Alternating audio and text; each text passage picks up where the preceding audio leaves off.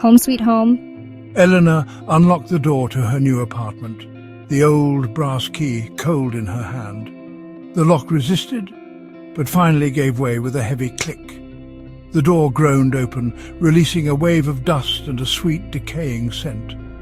The apartment was bigger than she expected, but shadows clung to the corners, and sunlight barely pierced the grimy windows. One window faced a brick wall. No view, just bricks. Elena tried to convince herself she wanted the solitude, but the silence felt watchful, as if the walls were holding their breath. She explored the rooms. The kitchen's wallpaper peeled near a rusty sink, the faucet dripping a slow, sad rhythm. In the bedroom, a dark stain hid beneath a cheap rug. She nudged it with her shoe. Just water, she told herself, but it looked wrong. She set her single box down in the living room. The sound echoed in the emptiness. Home sweet home. The words felt hollow. The apartment didn't feel like a home. It felt like a place with secrets. She tried to ignore the unease. Old buildings creak, she reasoned. But as the sun set, shadows stretched longer, and the sense of being watched grew stronger. The apartment seemed to settle around her as if waiting. She shivered, telling herself it was just nerves. But deep down she knew something was off. You're not real, you're not real. The first night, Elena lay in her sleeping bag, the dark stain beneath her. The city's noise was gone, replaced by the relentless drip from the kitchen. She tried to sleep, but the silence pressed in. Then she heard it, a faint sigh, or maybe the wind. She held her breath, listening, nothing but the drip.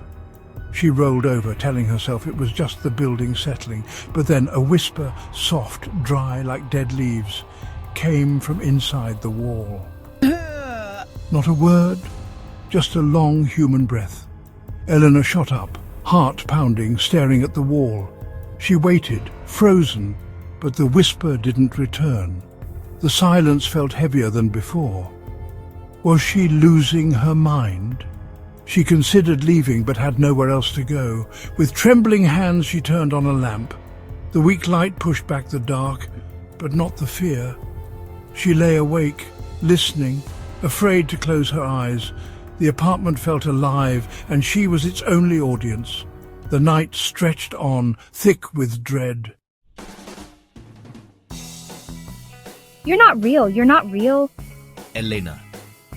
Narrator.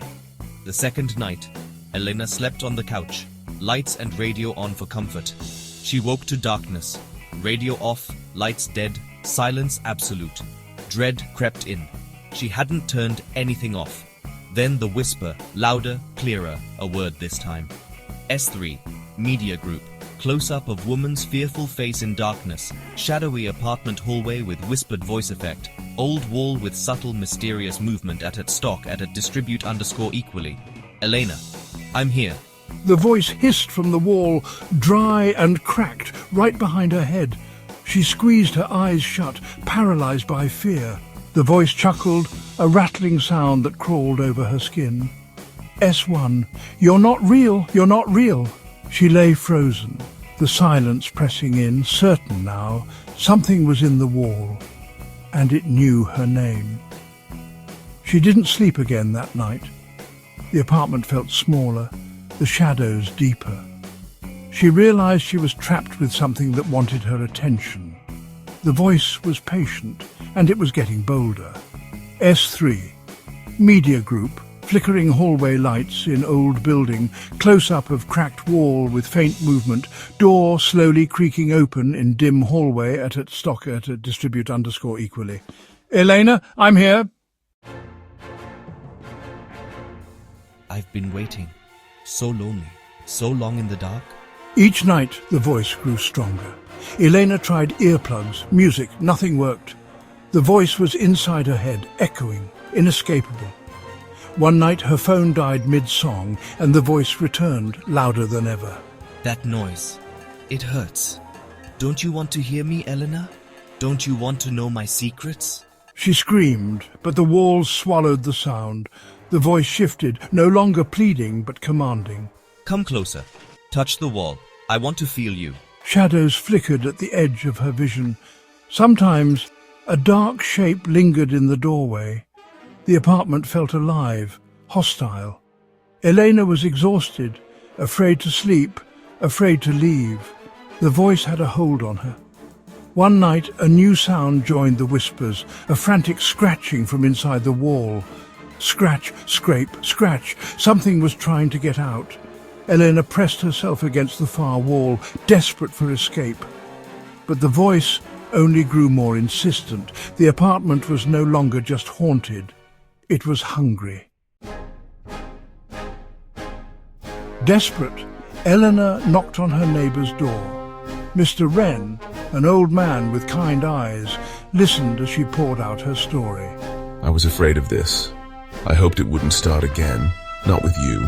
He invited her in, the air thick with cinnamon and old books.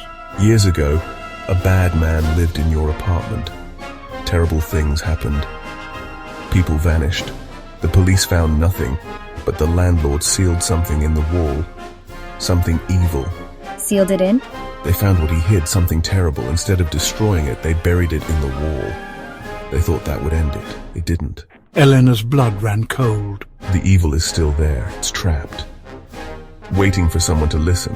Waiting for someone to let it out. Elena left, the story echoing in her mind.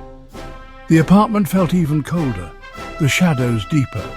She realized the voice wasn't just haunting her, it was searching for a way out. She wondered if she could resist it, but the voice was patient, and it was getting stronger. That night, the scratching grew louder.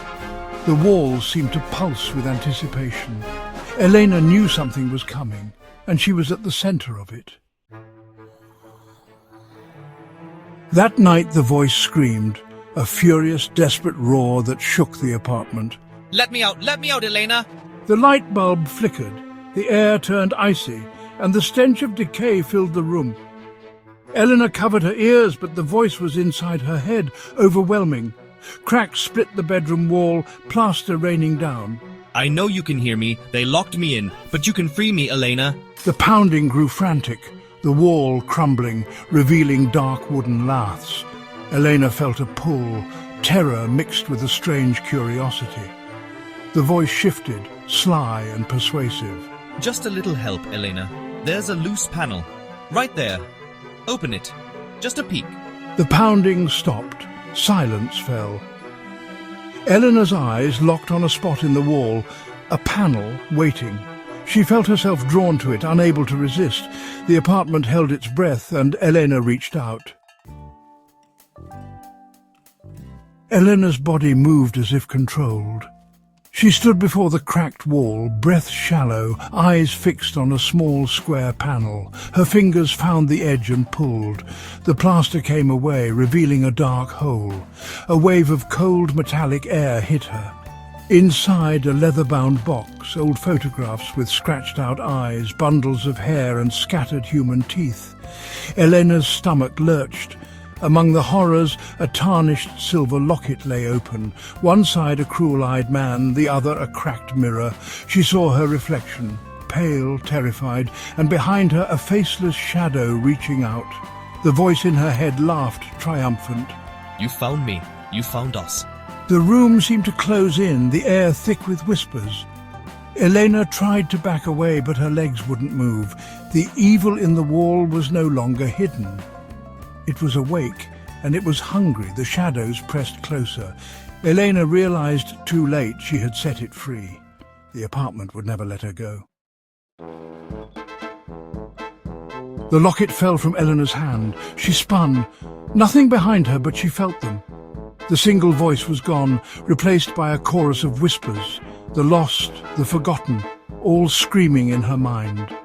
She stumbled, the apartment shrinking, the walls closing in.